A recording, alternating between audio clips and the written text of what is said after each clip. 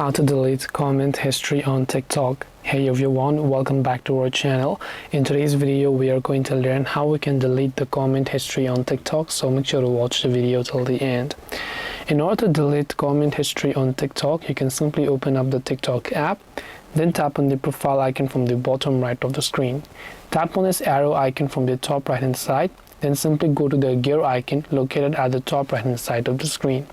From there, under Content and Display, you'll find an option that says Activity Center. Just tap on the Activity Center option. Then all you have to do over here is to simply go to comment history, and when you go to comment history you will see all of the comments that you've actually made. So what do you do over here is that let's say you want to go ahead and delete a certain comment history. These are basically just the comments that you've made, so you have to go ahead and select that particular comment. You'll be redirected there, and you can long press on it, and then you can just tap the delete option to delete it.